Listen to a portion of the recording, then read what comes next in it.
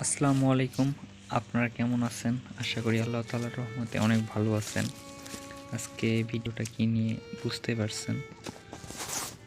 একটা ছাগল ছিল, ২ থেকে ৩টা বাচ্চা দিত। ২টা বাচ্চা কখনো দেয়নি, ৩টা ৪টা বাচ্চা দিত।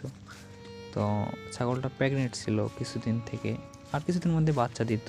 ধরতে গেলে ১০ থেকে ১৫ দিনের মধ্যে বাচ্চা দিত। কিন্তু এই সময় খুবই অসুস্থ হয়ে যায়, এই জন্য আমরা পশু হাসপাতাল যেটা আছে এখানে নিয়ে যাই। নিয়ে যাওয়ার পর বলে ওরা দেখে শুনে যে হয়তো বাচ্চা বাঁচবে, নয়তো ছাগল বাঁচবে, মা ছাগলটা। তো আমরা বলি বাচ্চাগুলো মারা যাক আর মা ছাগলটা যেন ঠিকঠাক থাকে। তো সেই অনুযায়ী ওরা ডেলিভারি একটা ইঞ্জেকশন দেয় যাতে বাচ্চাগুলো মরে যায় আর কি, অটো মরে যায় আর এমনি থেকে আর কি বের হয়ে আসে, ডেলিভারি হয়। তো রাত্রে বাচ্চা হয় 2টা, তার মধ্যে একটা বাচ্চা মরে যায় আর একটা বাচ্চা বাঁচতে থাকে।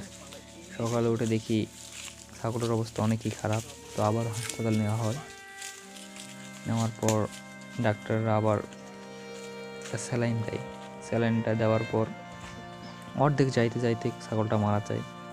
তো মারা গেছে, তো কী করার, বাসায় নিয়ে আসলাম ছাগল। নিয়ে আসার পর মাটি চাপা দেওয়ার জন্য মাটি খোঁড়া হচ্ছে, সব কিছু করা হচ্ছে, আপনারা দেখতেছেন। তো আসলে আজকের ভিডিওটা এই পর্যন্তই, এই নিয়ে একটি ভিডিও। আপনারা ভিডিওটা দেখেন, আর কিছু বলার নাই। সবাই ভালো থাকবেন। আল্লাহ হাফেজ। নাম